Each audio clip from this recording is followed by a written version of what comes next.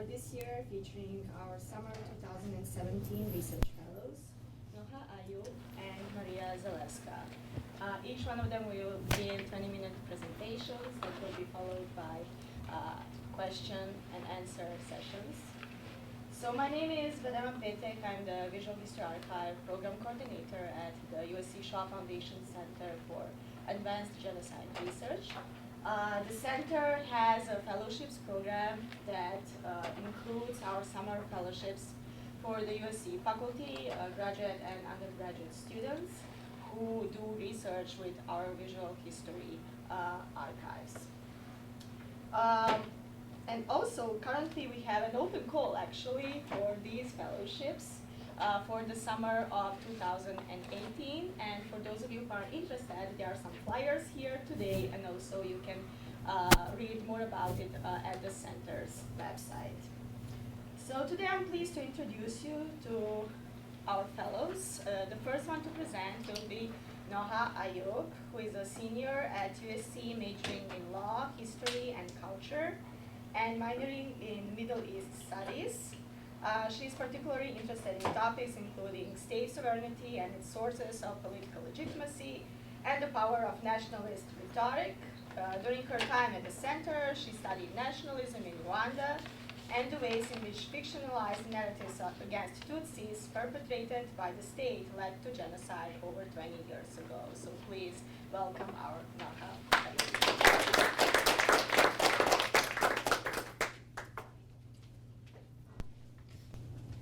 So as I understand it, I have to mic myself.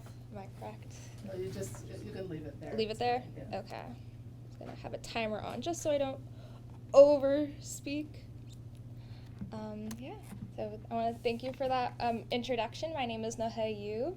I am currently a third year, although I have senior standing here, and I am studying law, history, and culture and a minor in Middle East studies. The paper I am presenting today, I have titled it Of Monsters and Men, Understanding the Genocide of the Tutsis as a Process of Decolonization and a Result of the Nation-State Project. So without further ado, I'm going to begin. So over the summer, I studied, of course, the genocide of the Tutsis by the Hutus in Rwanda, which took place in 1994 over a span of 100 days. So in this presentation, I will be discussing the political identities of the Hutus and Tutsis as they evolved in time, as opposed to addressing like necessarily political changes or policies or military campaigns. But one thing to note is that the identities of the Hutus and the Tutsis do change over time. They do evolve, and they're constantly evolving. And you might even argue that the genocide is not an inevitable side effect of ethnic conflict, but rather it is a particular political project of a particular moment in history. But also, this genocide is very unique, in which it's the only genocide that is perpetuated by civilians and not just the state itself. So what I'm going to try to do is understand how the state contributed to these political narratives that led to civilians killing, their family, friends, and neighbors. And so that's basically the agenda that I have today. And so in going forward with the research, I had 3 questions in mind. First, what must happen politically to get people to kill their neighbors, friends, and even family? Second, how does political discourse create an environment of violence that normalizes and legitimizes that violence? And ultimately, what is the relationship between the nation state and political violence? And so these are the 3 questions that I'll be addressing today. So the argument I've put forward is that the genocide of the Tutsis by the Hutus in Rwanda is a localized state-sponsored decolonization violence erupting in partial result of the nation-state framework. I understand nationalism in the context of Benedict Anderson, in which he describes a nation as an imagined community both exclusive and sovereign. For this nation to self-sustain, it must be reproduced and disseminated en masse, though through institutions of social order and mass media. In defining what the nation is, it must also define what it is not. Thus, according to historian Eric Hobsbawm, a nation creates a perceived threat of this other in order to legitimize its own national identity and authority. In Rwanda, Hutu national identity formed in opposition to the Tutsi ruling elite when creating the Rwandan nation state. When the Hutus took power, all Tutsis were problematized as a racial other, a foreign invader. The subsequent violence against the Tutsis, as I argue, is a form of decolonizing violence as Tutsis were perceived as the colonizer.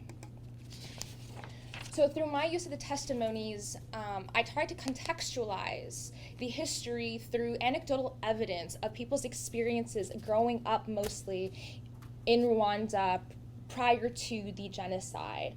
The testimonies themselves do have their own living histories as well. So you will often hear the survivors talk about the political changes that are happening in context to their own particularized experiences.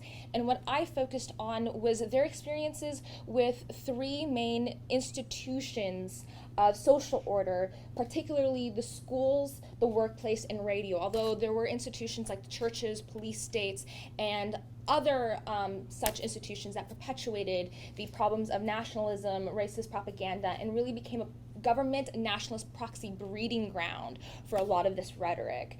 And so the distinguishing factor between my research with the visual archives as opposed to other historians is my focus on the individual personalized stories of civilians as opposed to engaging in the questions of policy and military campaigns. And that's what makes this particular resource so significant in my research. So first, in order to engage with what all this means, I'll be briefly going over the colonial history as it will shed light on what it means to be a Hutu and Tutsi in 1994 during the genocide. So first, when we address the pre-colonial Rwanda, we must understand that the origins of who is a Hutu and who is a Tutsi is not quite known. There are theories that suggest that because the Tutsis were more likely to be cattle herders, that they migrated into what is now modern-day Rwanda, Burundi, and Uganda, and that the Hutus had more or less likely been there prior to, as they were more stationary as agrarian farmers. However, they had their own myths from several hundred years ago about the two tribes being descendants of brothers, which you can extrapolate to show that they believed that their histories were somehow intertwined and that they were related. In fact, we also understand that the identities of a Hutu and Tutsi was changeable and fluid. One could become a Hutu or become a Tutsi, either through marriage, in which a woman will assume the identity of her husband, or through acts of heroism or cowardice in war. You could be awarded cattle and become a Tutsi, or you can be demoted and that right will be taken away from you. As the Tutsis were the ruling elite because they were cattle herders, which was more valuable in society at the time, they did have a hierarchy in place before colonization. But of course, that hierarchy was more about social order than it was about conquest and oppression. And this kind of changes under colonial rule. So the Belgians take over from the Germans. And what the Belgians do in particular, okay, thank you, is that they make these identities fixed for the very first time. They are the ones that really racialize the identities and add real political power and clout that is associated with them. Thank you. You're welcome. And so what ends up happening is that the Belgians issue IDs in which your race was determined by what was on the ID, but oftentimes it was given arbitrarily. They determined who you were. You did not choose that identity. And for the first time in Rwandan history, your racial identity was fixed and unchangeable, which means that you were stuck in a rigid hierarchy for the very first time. But also the Tutsis, as the ruling elite, became the oppressive arm of the Belgian colonialists because they were engaging in indirect rule of Rwanda. So they were not settling Rwanda in mass numbers like the French were in Algeria, but rather they were extrapolating resources that they wanted for their own gain, and also because like European was just doing it. It was the fashion at the time. So Belgium wanted part of it. And so in the mind of the Hutu majority, their Tutsi leaders became the colonizer because that's what they engaged with every day. They were their management that engaged in forced labor of the Hutus. So a lot of policies were in place created by the Belgians that really solidified Tutsi oppression of the Hutus. So then when in 1959 there were independence movements, the Hutu nationalist movement is the one that is most successful. Prior to the 59 revolution, there were actually multiple movements that were happening. Some of them were from the Tutsi elite, and some of them were other Hutu nationalist movements that were more moderate. So it is very interesting when we think about history how this particular group of Hutu nationalists, of extremists that ends up taking power, it did not have to be that way. It was something that, history plays itself out naturally. And so what ends up happening is that Hutu nationalism becomes the legitimizing factor for this new government and this new nation state that's being created for the very first time, right? And in this context, that is when the Tutsis become understood as a foreign invader, as someone that is not indigenous to this land, although they had been there for several hundred years prior. So what does all this history mean in relationship to my thesis? So as we saw that the racialization of the Hutus and the Tutsis was a colonial project intended to have the Tutsi minority carry out the dirty work of the violently oppressing the Hutu majority. While Tutsi elites did have their own revolutionary impulses and attempts, ultimately it was the specific Hutu power counter-elite that was most successful and created the Rwandan nation state. They relied on the collective pain of the Hutu majority to justify their new independent sovereignty and presented the Tutsis as a foreign colonizing invader, recycling language from Belgian and European race sciences. Thus, I conclude that the violent genocide of the Tutsi was a state-building initiative intended to help the ruling elites consolidate power and silence resistance by unifying the majority of the country against an easy scapegoat. And so while there were many factors that would then lead up to the genocide, the most immediate catalyst was the assassination of the president on April 6, 1994. Of course, there were many other ethnic skirmishes throughout time prior, and there were many attempts by the Tutsi groups to reclaim power, or at the very least get redress for what has been happening to them under Hutu power rule. But ultimately what some of the testimonies have stated is that every time a small Tutsi minority would try to rise up, all the Tutsis were collectively punished. There would be mass violence everywhere. So we could see that the genocide was just another one of those violences that had been perpetuated over several decades. It happens to be the main violence that happens, again, condensed in 100 days, in which 1 million Tutsis are projected to have been murdered. So in getting on with my particular argument, I also looked at the way that language and violence are interrelated, because the way that we interact with people is largely through language. It's how we define ourselves and how we define others around us. So first we could see that there are racial slurs that were used as a means of scapegoating. The Tutsis were often called cockroaches and snakes. So the term cockroach arises because in 59, a Tutsi militant group had risen up and they had assumed the name cockroach. But after their failure, what ends up happening is that it becomes a slur used to identify all Tutsis and link them with treacherous dissenters. And then following the death of the president in 94, one survivor's mom had told him that any time in Rwandan history a leader dies, there are massacres and the victims are Tutsi. So be prepared. There is a war coming.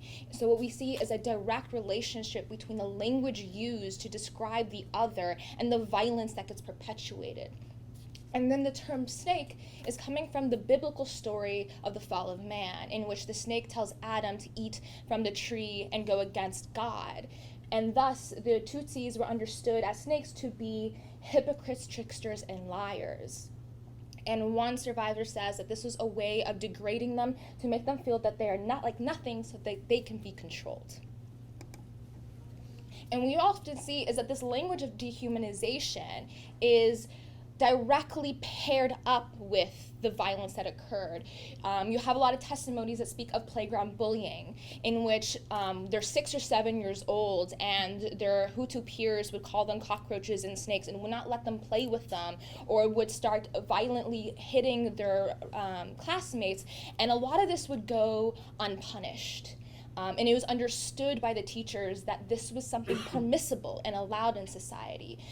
During the violence of the genocide itself, right before the actual murders would take place, they would often start yelling out a lot of these racial slurs, which I take to indicate this necessary step of dehumanizing the person you're going to commit this massive violence on, so that they are the perpetual other that you cannot relate to on a human level.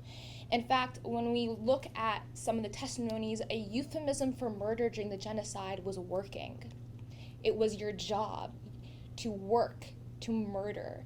And what's also interesting is that theorist Frantz Fanon writes about this in his book, Wretched of the Earth, this idea of working as like that is part of your job in the militia. And he writes this book in the 70s. But yet this euphemism gets also shown in the 94 genocide, so that links these like theories of decolonization and this idea of working in murder and pairs them together. And that really is what, so the language and how it relates to the violence. And so the institutions of nationalism and normalized racism then utilize this language in a lot of its spheres.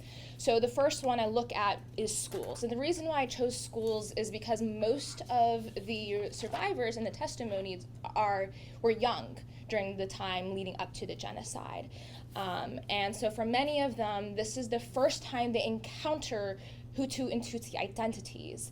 So they would go to school on the first day, and their teachers would say, stand up if you're a Tutsi, stand up if you're a Hutu. So you immediately would have to identify who was who in your classroom. And they would do this every single day as part of the attendance routine. And for many of those students who had never understood what those terms were, they had to go home and ask their parents what that means, right? Because they don't know their own identity, but really it's the school systems that perpetuate this narrative. And so a lot of their learning was based off of this as well.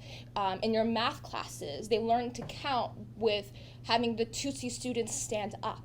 So they're perpetually in the forefront of everybody's mind.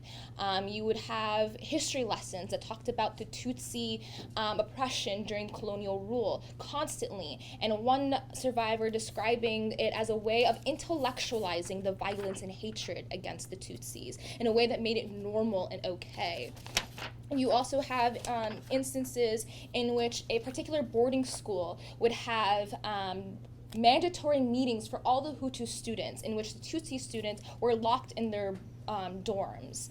And they would tell the Hutu students that their Tutsi classmates were planning on killing them, which goes back to this idea of the perceived threat of the other, such that one survivor says that the day after the assassination of the president, by lunchtime, the students had already organized their militias, that they had been prepared, that they knew what they had to do.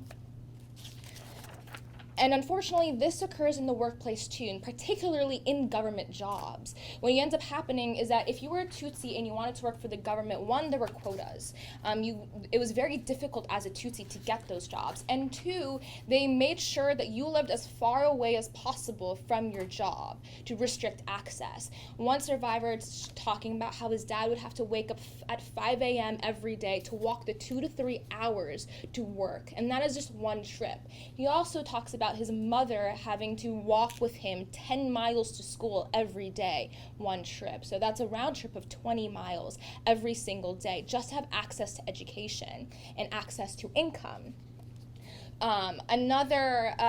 Actually a Hutu who sided with the Tutsis recounts how they would start writing the names of all the Tutsis on the wall. And as he was in management, he tried to get those lists taken down, but he himself was reprimanded for trying to do so. And when he would later try to help bus Tutsi refugees outside of Rwanda during the genocide, he was ultimately relieved of his post, showing that those who were in the government who tried to prevent the murders that were happening were punished by the government. And finally, the last institution I'll be talking about is radio, as the biggest form of mass media of the time. What we had were multiple nationalist radio shows that people tuned into and listened to. If you wanted to listen to radio shows that were like European, that were outside of Rwanda, it was almost illegal to do so, and very few people had access to that. So the only kind of media you could get from the radio was about nationalist propaganda that regularly talked about Hutu power. So what ends up happening is that immediately after the assassination of the president, the radios started saying the president has been killed by the RPF, which was a Tutsi militant group, and has been killed by Tutsis. So every Tutsi must die. So again, we have this conflation between Tutsi and this idea of a dissenter or like a foreign invader. And this was often like programs that were sponsored by the state government that allowed this to continue. And one survivor noting that at this point, those who did not believe how Tutsis were the enemy of the country had started to believe it. And that's why a lot of the survivors would say that literally the day after the assassination, violence broke out because people were prepared, people had their weapons ready, people were organized in militias, people knew in their neighborhoods who was a Hutu and who was a Tutsi. So what can we extrapolate from all of this? Well, in summary, and it's a lot, Hutu and Tutsi identities are fluid and have changed over time, and they were racialized under Belgian control and colonial rule. Post-independence, Hutu nationalism became the tool of Hutu-based government. Nationalism and racism were deeply ingrained in socio-political institutions and infected every corner of society. The cycle of violence over the decades preceding the genocide reflected the model of violence of the decolonization project, but instead of targeting the Belgians, the Hutus targeted Tutsis as they were the enforcement mechanism of the colonization. And finally, state-planned killings carried out by civilians were a result of heavily reinforced racialization and dehumanization of the Tutsis by the Hutus. So, but there's also certain limitations to the visual archives that I noted while doing my research. First, they're anecdotal. Even at best, we have to understand that these are stories that people are talking about of their own experiences, and they do not always line up with political realities, although that they do talk about politics, but it's just like in our society, we cannot assume that everyone is currently up to date with all the politics that's happening in the White House. Some of it is unreachable to the majority of society. Secondly, many of these survivors in the testimonies were very young, which means that their interpretations as a child are, one, from long ago, but two, do not necessarily conflate to reality in the way that they see the world. And we imagine that a lot of them were 6 or 7 years old at the time of the violence. There's also not enough testimonies of the Hutus. And when we talk about what it means to create stories and myth-making, the Hutus are the ones who created those stories, and to not have their perspective, except for like one or two, really limits the scope of the kinds of stories that we can tell then as a result, as a way of extrapolating data. And finally, not every story gets told. When we recognize that 1 million Tutsis had died, but we only have about 47 testimonies in the archive, there's a lot we do not know. There's a lot yet to be told. And so what ends up happening is, of course, there's only so much that I can do in this retelling of the Rwandan genocide. So when we're addressing areas of further research, first, just the chronological development of these institutions. I, of course, did not have time to do this as it would have required a lot more historical mining than I had access to. So I just focused on particular institutions and their current effects, but also in the state rebuilding process after the genocide, because as we now know, that Rwanda has taken a lot of steps in order to create the kind of peace that they currently do have, and the laws and the policies that they did. Because ultimately the question isn't what compels a man to become a monster and commit acts of violence. The question is, in the aftermath, how do we heal? How do we find peace? Thank you. And then there's just some reference texts that I read in conjunction to the research I did with the archives. So I guess I'll be opening it now for Q&A. Any questions? Yeah.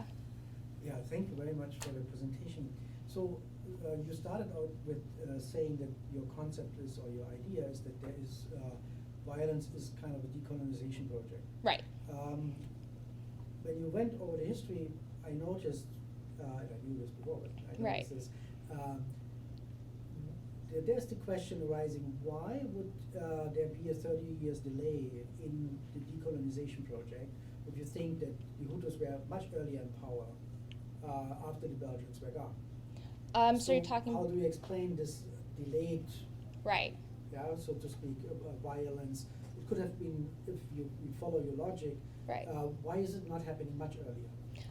So through the historical text that I read, which is listed here by Mahmoud Mamdani, who is a professor at Columbia and a specialist in African history, there were several movements that were also unfolding at the same time, and there were presidents who tried to be more moderate. So there were efforts to try to limit the amount of violence that was happening whenever possible.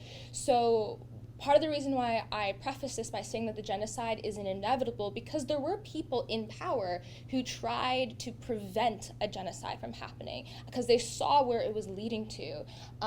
One argument that he provides that explains kind of why it led to genocide was due to economic turmoil that was happening, in which there was like an economic famine that was happening in Rwanda in the 90s that led to a lot of civil unrest and the need to scapegoat and blame. So that is one of the theories that he provides as to why it happened in this particular moment and not in another moment. It's just due to natural, historical, and political changes, that it wasn't linear, that it could have been stopped, that there were movements to kind of quell that violence.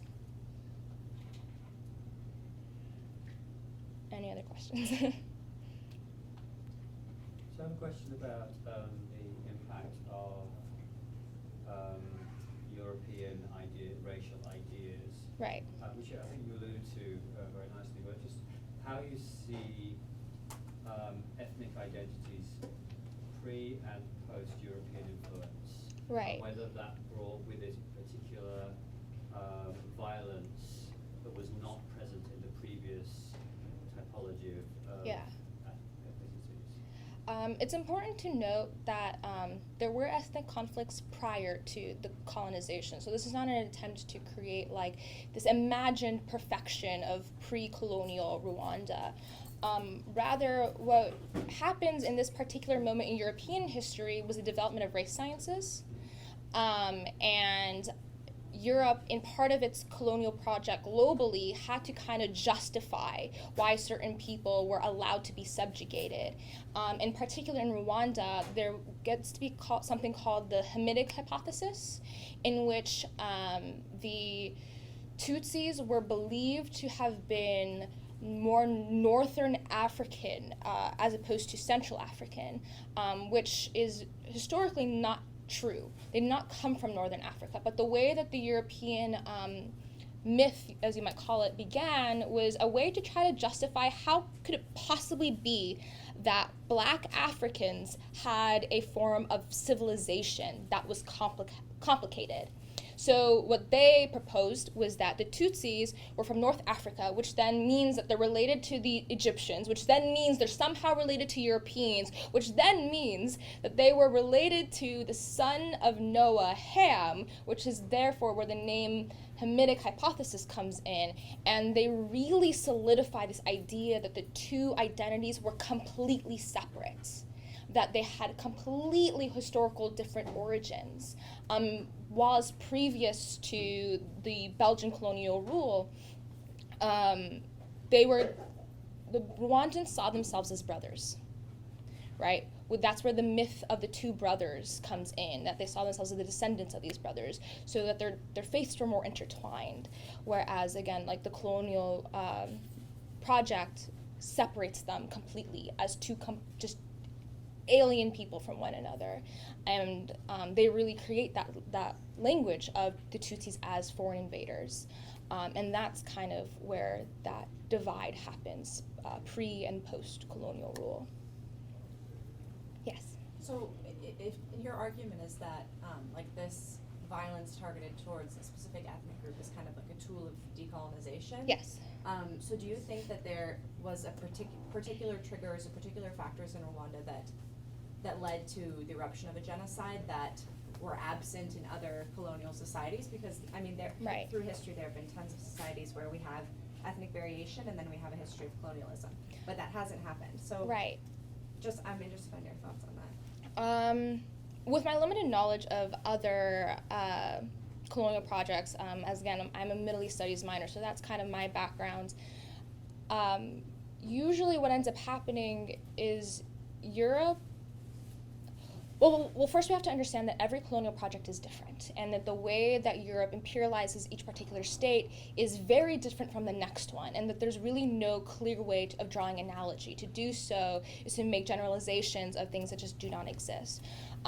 But what makes the Rwandan situation unique is this really particularized racialization of the hierarchies in a way that you do not really see elsewhere. In other places, like in, I don't know, like Lebanon, for example, there was an attempt to try to create religious barriers, which then gets resolved by having like governments divided by like certain sectors have to have like a certain religion in that particular rule in order to like get all of society on board with the particular government. But what is different in Rwanda is the fact that the Tutsis were the main perpetuators of colonial violence, not the Belgians. And they didn't also even have a choice in that, because if they did not act as the way that the Belgians asked them to, they'd be stripped of their privilege. And that came with a lot of privilege, like access to work, access to schools, because under Belgian rule, only so many Hutus had access to education, whereas prior to that, Hutus were allowed in schools.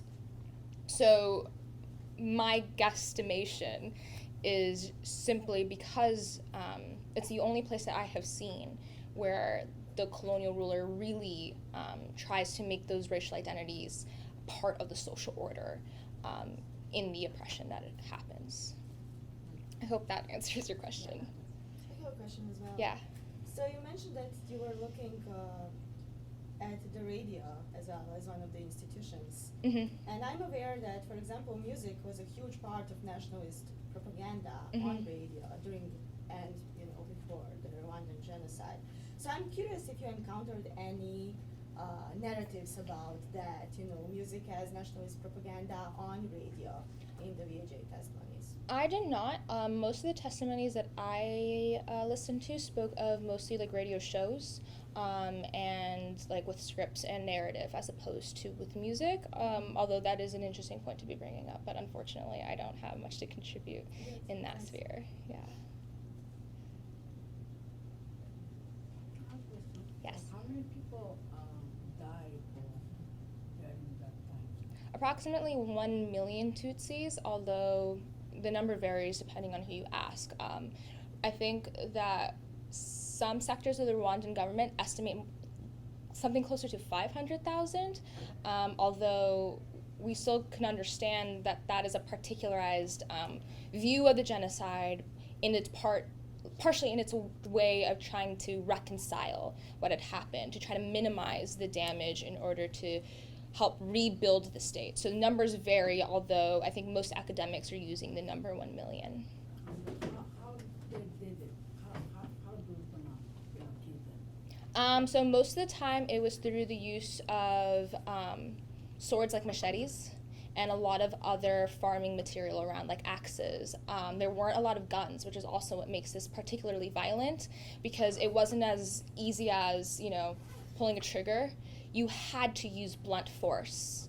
And they were very personalized in the sense that you would literally have neighbors.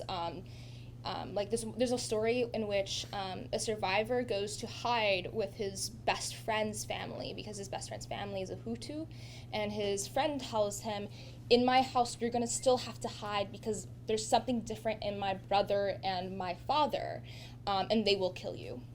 Right? And this is a family that he's known his whole life. And another survivor talks about going to his uncle's house to hide there and having his aunt tell him, do not let your uncle see you. And when his uncle did end up seeing him, he said, you're a Tutsi, you killed our president, you must die. So you have a lot of stories of this sort. So it's very, very personalized as the way that the genocide was carried out, both in weapon and the person who ends up killing you.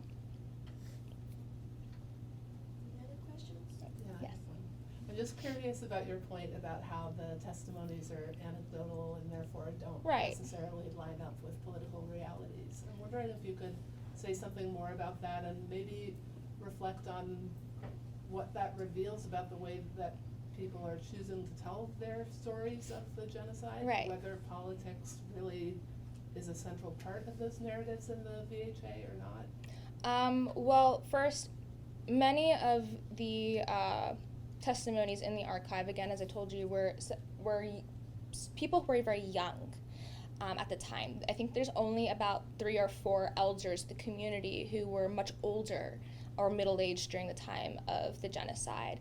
But particularly with the youth, they would say that no one would talk about their identities until the genocide, that it wasn't really addressed. But we know from other historical documents, particularly in the text that I read to supplement, is that these were conversations that were happening. They were just happening in a different kind of way, or they were happening in a way it was like among the adults, as talking about the way you talk about politics in the news, and it wasn't something that you indoctrinated your children with.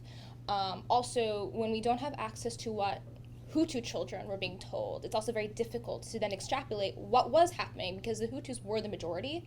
So to only have a minority population talk about their own experiences with politics as children is very limiting.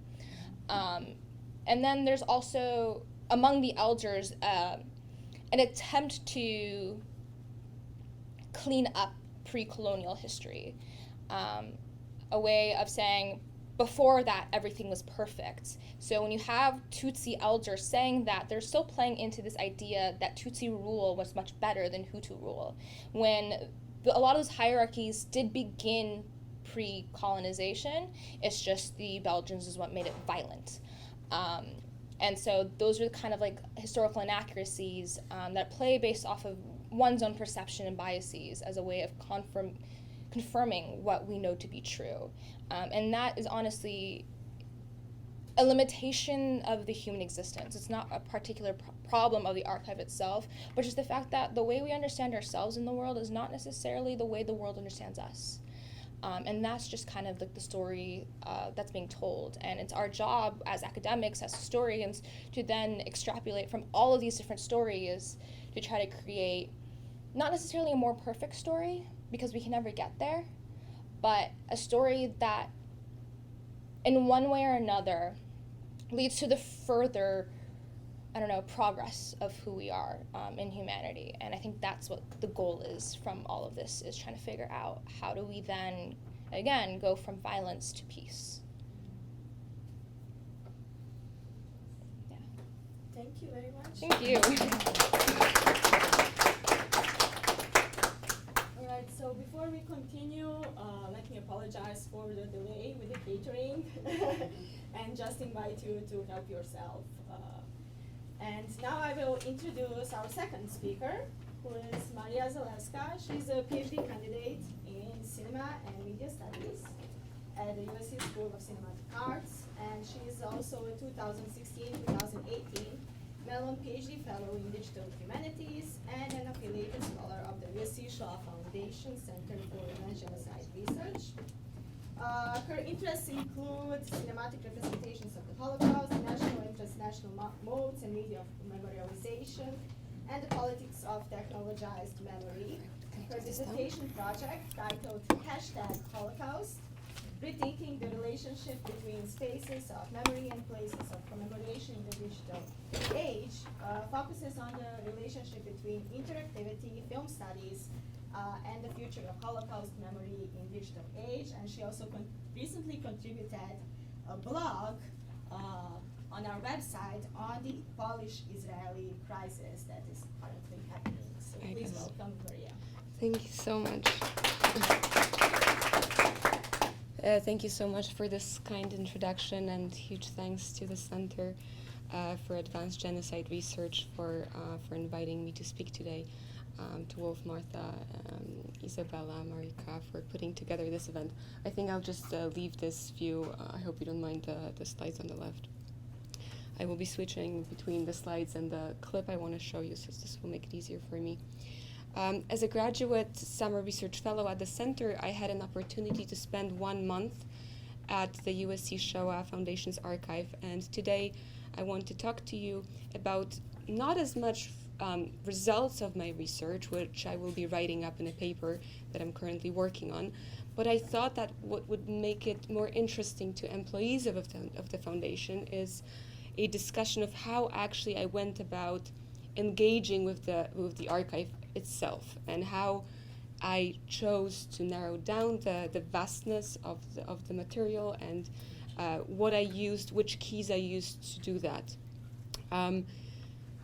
The title of this project that I came up with last summer is Digital Topography of Memory.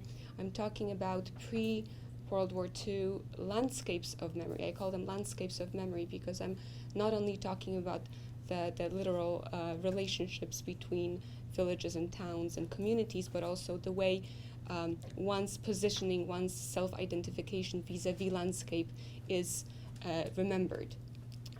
In other words, I was curious to research how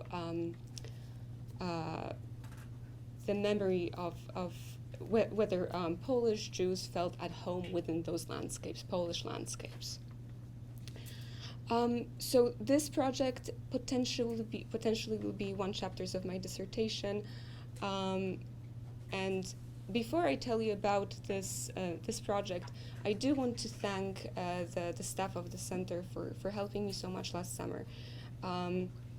I had the most amazing time at the center. It was very sad for me when it ended, and I want to especially thank Martha and Crispin, who's not here today, but their patience and just incredibly educational and enlightening conversations really made me feel inspired to continue this work. So thank you, Martha, so much.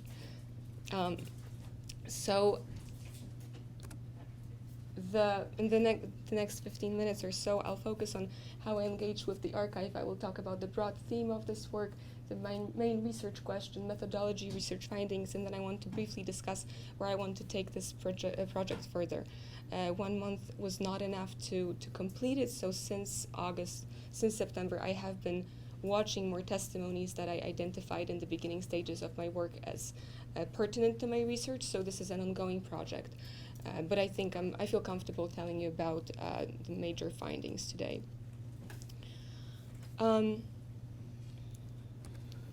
So let me begin with a disclaimer. I am not a historian. I am a cinema and media scholar, which means that in my research, I explore how visual culture mediates memory on an individual and collective level.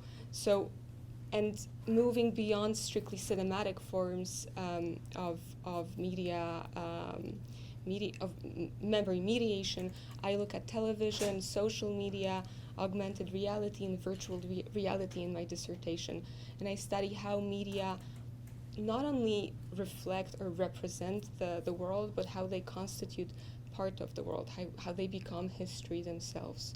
So in the context of memory, I look at how media representations of the Holocaust are actively, constantly shaping the memory of the Shoah for future generations, at a time when almost all of the survivors and witnesses are gone.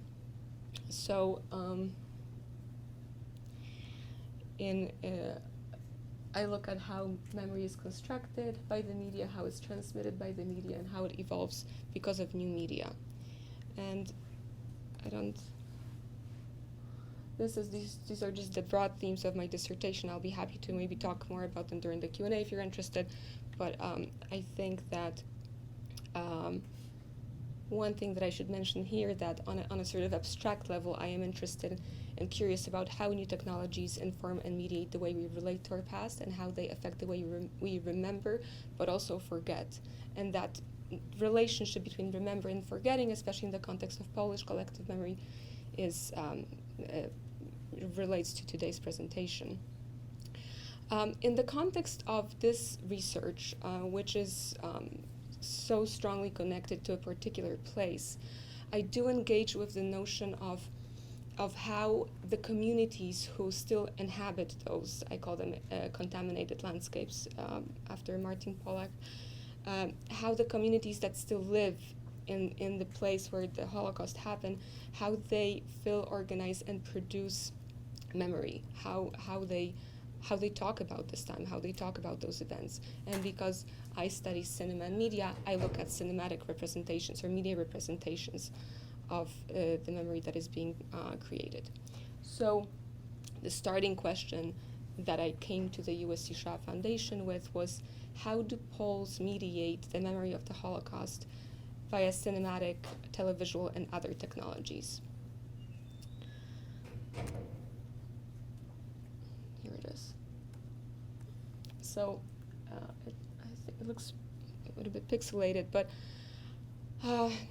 between 2001 and 2015, and here I ended, I think, 2014, Poland witnessed a rise of interest and awareness of a complicated relationship between Polish Jews and non-Jewish Poles. While this tendency is currently declining, as illustrated by the current Polish-Israeli crisis that I'm sure you have heard about, this short time period of okay, so I'm sorry. So this is here. I show from 1989, from the moment of transformation, but the rise started around 2001. The blue is World War II themed programs, and you see that there was a rise of interest in the memory of the Holocaust.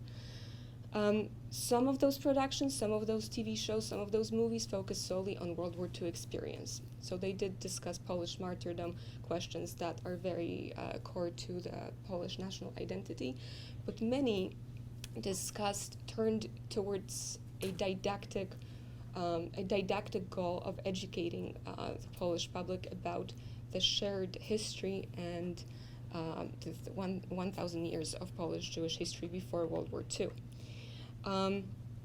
And that is how I got interested in this documentary. Joanna Zalewska, Polish documentary filmmaker, she made a documentary in 2008 called Polin Okruchy Pamięci, which means Polin, Slivers of Memory. This was funded by the government, co-funded by the government. The relationship between state funding and cinema and TV productions is very interesting, because in Europe that relationship is more established than it is in the US. So you can talk about certain politics of memory in a more defined way than you can do it in the US. But this documentary paints a very nostalgic picture of pre-World War II world of small Polish towns where Jewish families constituted a large part of the community. And what makes this film unique and fascinating is that it uses the original footage shot by American Jews who moved to the United States in the beginning of 20th century and then made enough money to be able to travel, and traveled back to Eastern Europe with cameras and filmed their families. So it's really, I will play a clip from the movie in a second, but this archival footage is available at Yad Vashem. Zalewska, that's where she took it from. I think that I will switch and just show you. I will play it in the back so you can get a sense of what it is.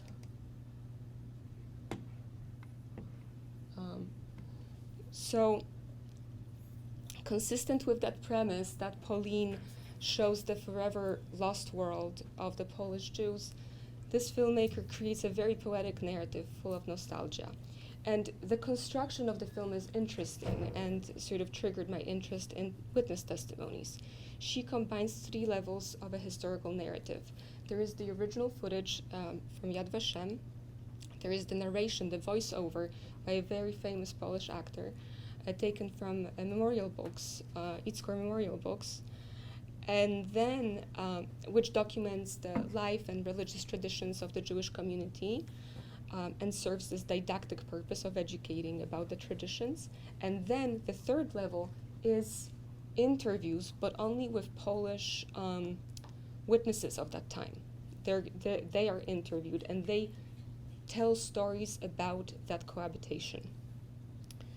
So, without going into much details, the first interviewed Pole says, "When the Germans took the Jews, it became so empty. It was very sad." So that sort of sets the tone for the whole movie, which then continues this narrative of loss and sadness.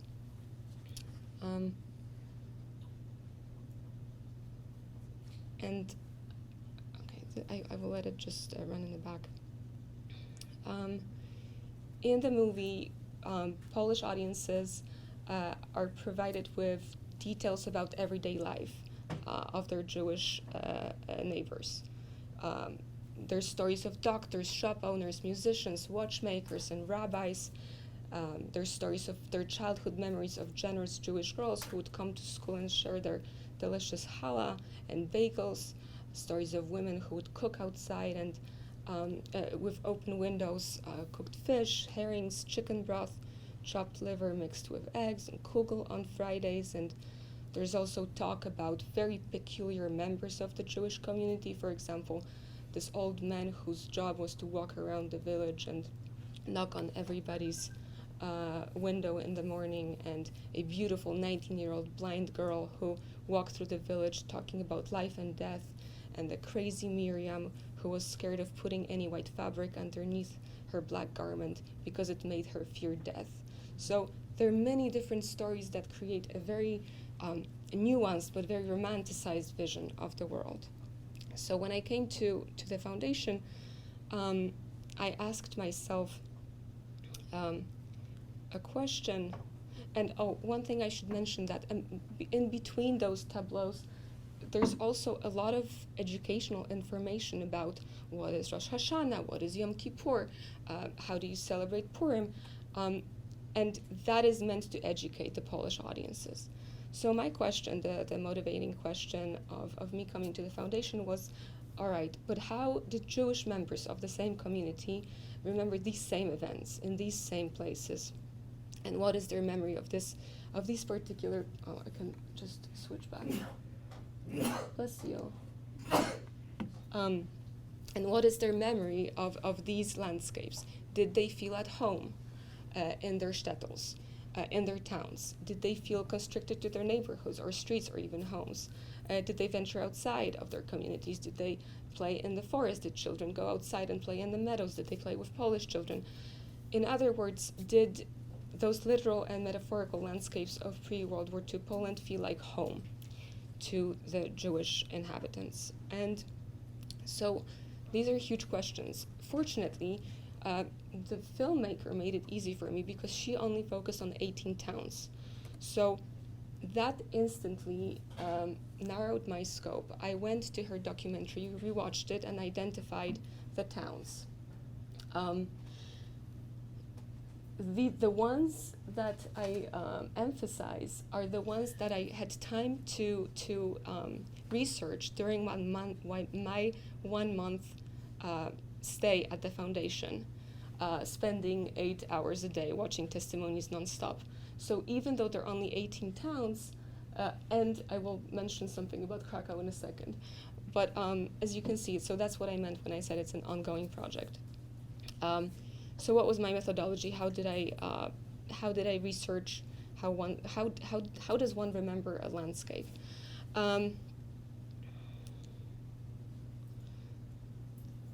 I first it took me a while actually to figure out which villages I'm actually looking at, and here is why.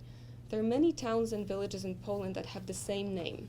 So Zalewska provides names, but she doesn't specify which towns she's talking about. So I also had to consider the fact that borders changed, and what today, if I put today in Google Maps the word Bolechów, a Polish town will come up. However, it was very possible that the town I actually was supposed to be looking at is in today's Ukraine. So the first few days, almost a week, was just to identify the right towns. How did I do that?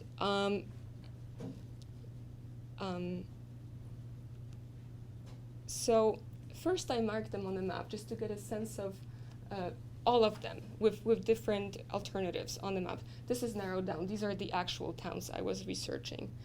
And that allowed me to get a spatial sense of where the town I'm researching could have been located. But this is the example that I was talking about, Bolechów. Two things came up when I started Googling it. One was a village in what prior to 1945 was Germany. The other one is in what today is Ukraine. Similarly, Nowogrodzek. There were three towns that I had to decide between. One is close to Bydgoszcz. Okay, this is for people who are not familiar with Polish geography. They're not that close. And then the last one was another town, and this information that it was a large shtetl east of Minsk, and that is the one I chose. The reason why I decided to choose this one was motivated by this extra level of research I had to do, and this amazing website. I really recommend this website for anybody who's interested in shtetls. History of shtetls. It's called Virtual Shtetl. It's run by it was set up by the Historical Institute of Jewish History in Warsaw, and I now know that the patron of it, that they sort of gave it to the Polin Museum. So I put towns that I couldn't, that I was uncertain about into their search, and Nowogrodzek was actually a very important shtetl, and I started reading about it, and what I found out was that it was almost most of the community was killed during World War II, and that's the one I chose to. The quote was, "It was once home to a large Jewish community, very few of whom survived World War II." So you might ask, why didn't I just look at Bolechów in the archive, where it was pinned in your archive within the USC Shoah Index? And the brief answer is that I had an intuition that if I had an issue with identifying the right town, given my familiarity with Polish geography, it is possible that it might have been tagged in the wrong way. And I spent so much time actually, right? Martha knows that I was so into it. I did find a few cases of mislabeling, but it's just very hard because there's so many towns that have the same name in Poland. And that was pretty fascinating. I felt like it was a detective work. So then once I identified for myself which town I was searching for, I went to the archive and I selected indexing terms. And because I was asking about landscapes, because I was so interested in the spatial relationship, I decided to just simply pick a place as the indexing term. initially, when I was applying for the fellowship, I had a very ambitious plan to also use alternative layer of index search through such terms as forests, village, countryside. But because I quickly realized that I had to sit through almost the entire pre-World War II testimony, that second layer became irrelevant because I just had to really engage with the almost full testimony, and I'll explain to you in a second why. What became very clear to me very quickly was that the way people self-identify vis-a-vis spaces around them is expressed through the things they sometimes not say, they decide not to state, or in very indirect ways that could not potentially be indexed. For example, instead of saying, we used to go to that forest in the other village, and that forest was large, and we felt at home there, one might hear something like, we only felt at home within the few blocks of our village, or we never played with them. And that is just a little sentence sort of put in between other big anecdotes that I had to glean from the testimony, but in no way that can be indexed because these are just very indirect ways of communicating emotions.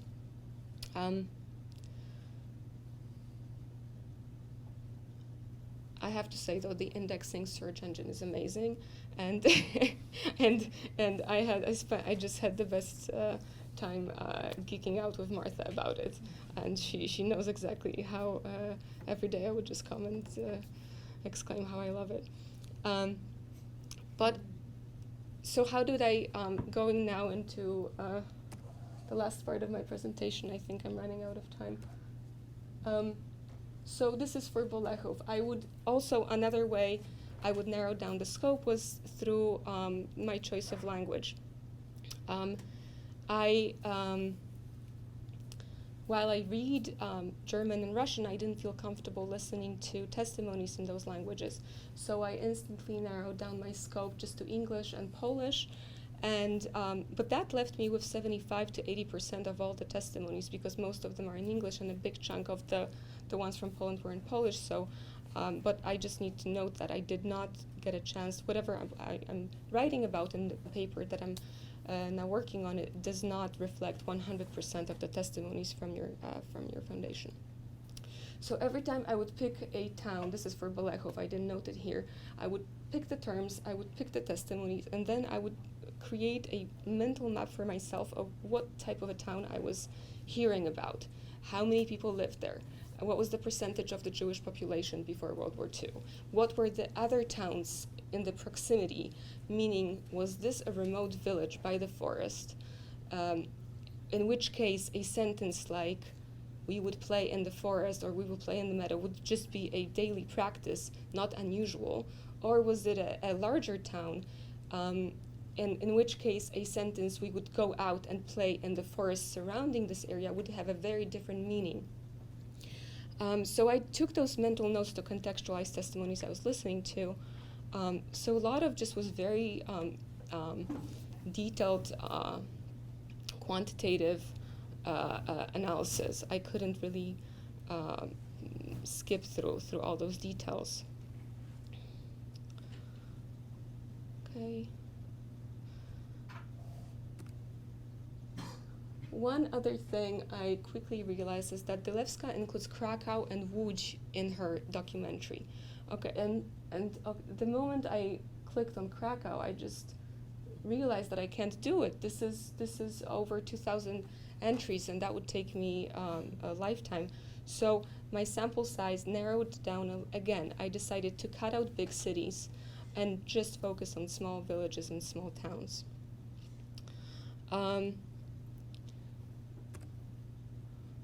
Once I narrowed down in my interviews, the way I engaged with testimonies and the things I was looking for, the things I would jot down, were not really specific phrases within the interviews or specific periods of time.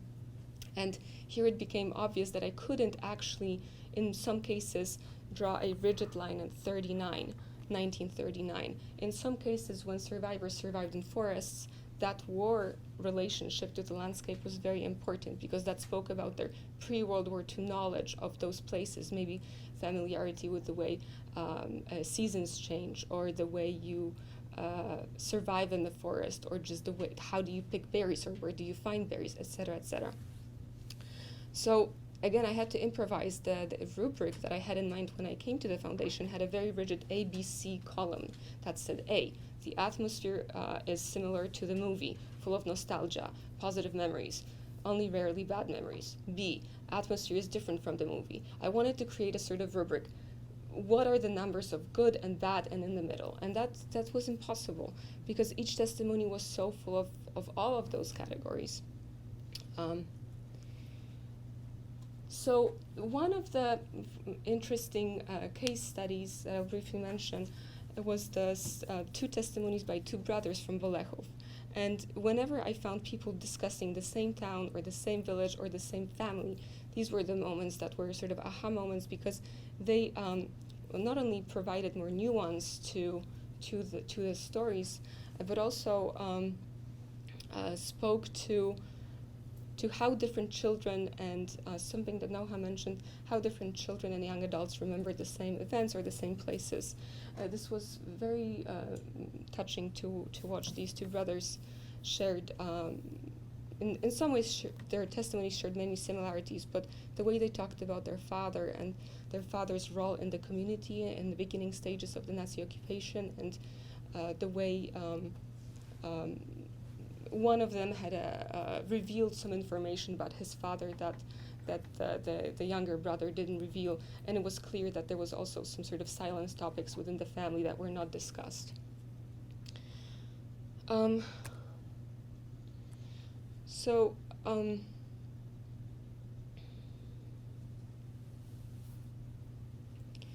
Just skipping because I'm running out of time, let me just say that I was biased from the beginning going into this research, because I knew what I wanted to find. I wanted to find evidence of Polish-Jewish tensions and evidence of Polish violence against their Jewish neighbors, stories of pogroms, etc. These were the stories that I was looking for. And I found some evidence of these. As this poignant quote by one of the survivors emphasizes, that triangular relationship between perpetrators, witnesses, and victims of the Holocaust is much more complicated than what the Polish documentary film is telling us. However, there was less of those memories than I would have expected going into that research. Or maybe I should say the way that those witness interviews are structured and how much emphasis is put on World War II versus pre-World War II memories, I think shifts the emphasis.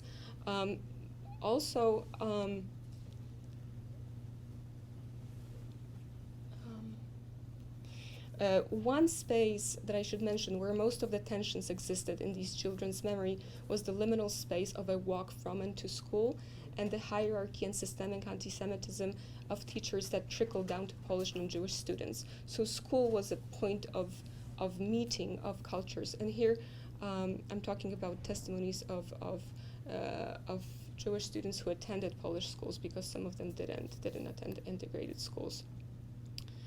And this trope came back in many, many testimonies, that school became this point of tension. Overall, while cases of deliberate, repeated, and targeted persecution of the Jewish Poles by of the Jewish parts of the community by the non-Jewish parts of the community documented, and many have written about them, most of the testimonies I listened to were surprising to me. They talked about the pre-World War II Poland as they sort of took for granted the anti-Semitism, and they focused on stories of family life and emphasized this was a good time because we were all together.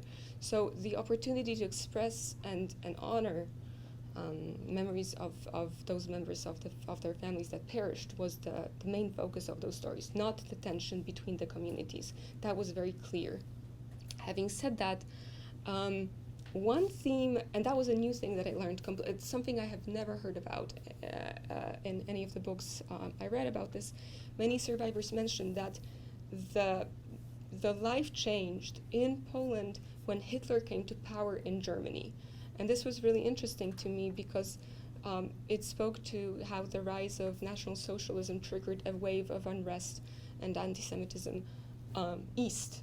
So that was a piece of information that I found fascinating. So I'm out of time. I'm writing a paper about this, so I hope to share it with you soon. What is next for this research is I'm continuing to watch the testimonies. I hope to finish all of the 18 minus 2, 16 villages. And I am still debating whether that will be part of my dissertation or a separate project. Potentially, I would like to expand it to maybe a postdoc project and just focus on those histories of pre-World War II landscapes. But anyway, I think that's it. I apologize for going over time.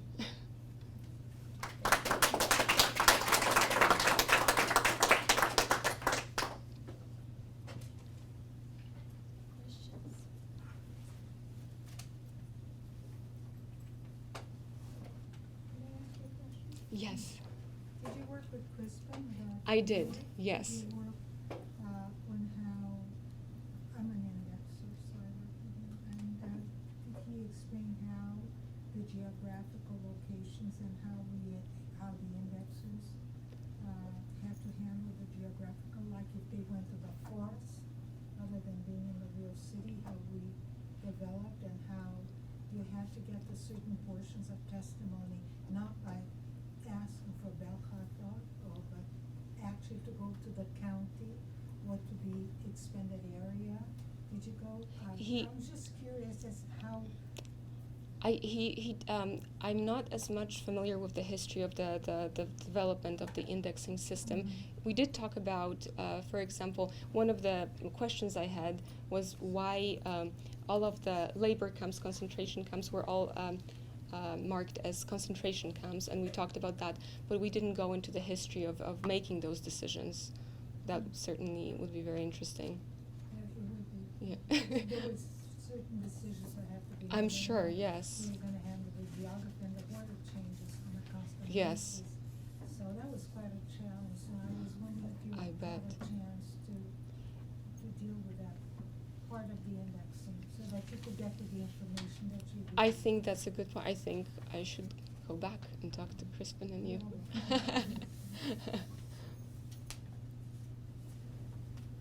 That's a good point to mention that and the choices that, that's really, I like that. Because of the decision making. Yes.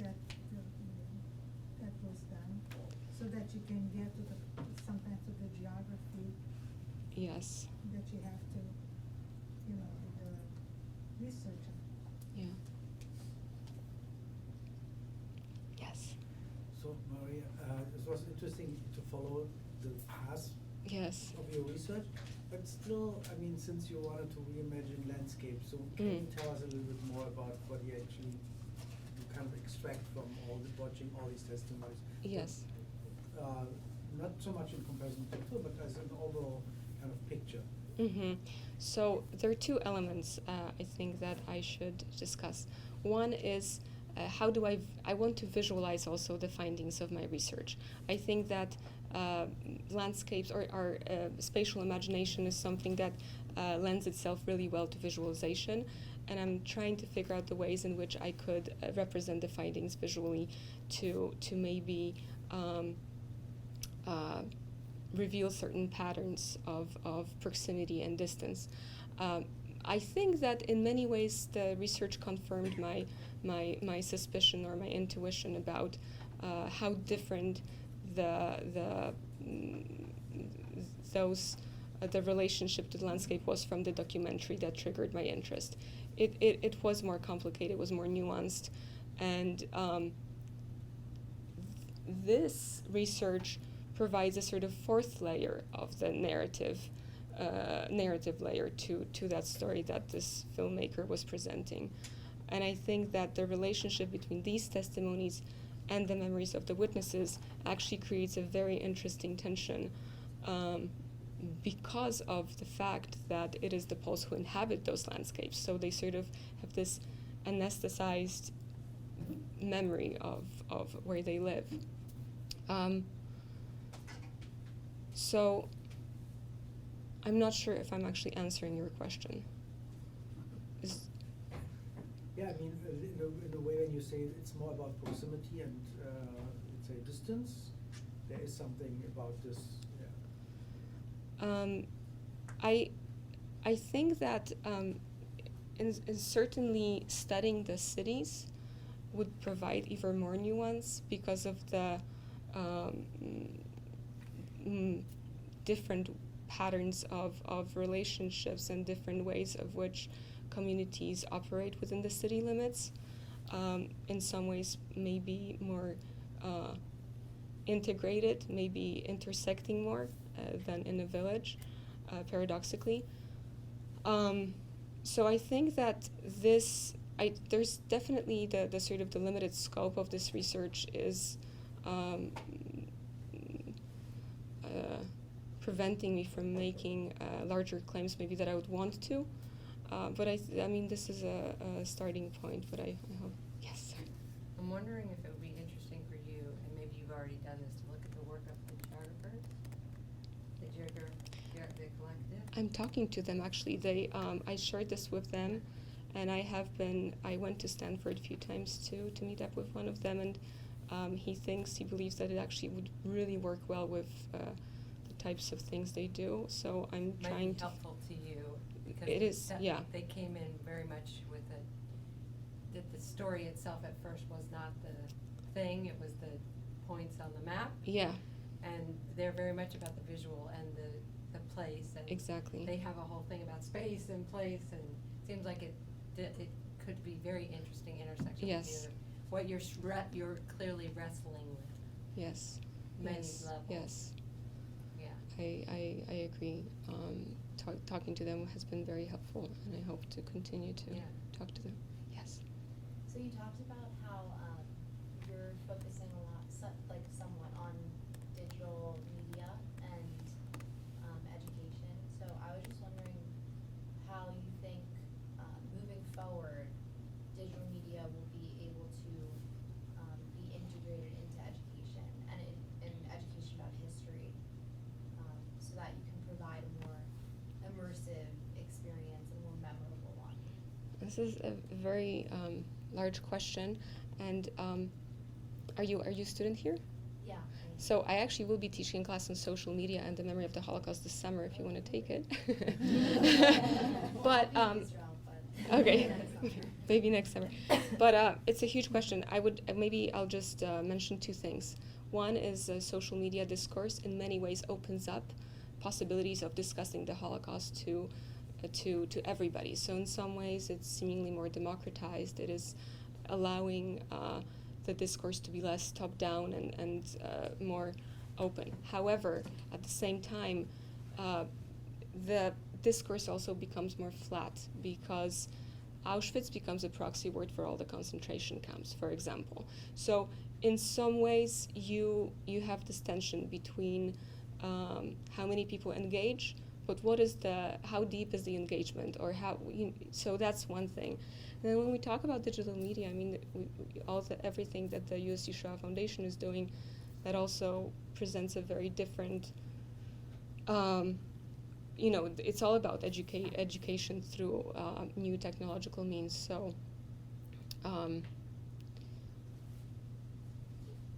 I think the question is, how do we think about the notion of agency and institutional versus individual in the age where survivors and witnesses are gone, and who is the memory keeper, or whether we can think in those terms in the 21st century, and whether institutions like, for example, Auschwitz-Birkenau, how does an institution react to, for example, to people who come in and take selfies outside of in Auschwitz-Birkenau? And so these are just very new types of questions that I think new technologies are triggering. But So of the testimonies that you identified and watched in those 16 towns that you decided to look into, were any of the survivors or witnesses still located there, or were they all people who had immigrated, or were there any cases of people who had left and then come back, like sometime Yes. later? And do you think that would make a difference in how they remembered the Yes, States? certainly. A lot of the Polish survivors stayed in Poland, and they were more reluctant to talk about the tensions between Poles and their Jewish neighbors, and that is, in many ways, that was not unexpected. But there definitely was more reluctance to speak about that period. Yeah. I mean, and I should just mention, they didn't precisely live in the same town, but they lived in Poland. They moved around, not necessarily in the same small town. Yeah. Yes. Do you mind ask about what's your nationality? I was born and raised in Poland, and I lived there till I was 18, and I have a very strong connection because my family is still there. So not Jewish parents? I don't have any. No, I don't. No. It's complicated because I'm getting married soon, so I'm not Jewish right now. No. Any other questions? Well, thank you, Maria. Thank you so much.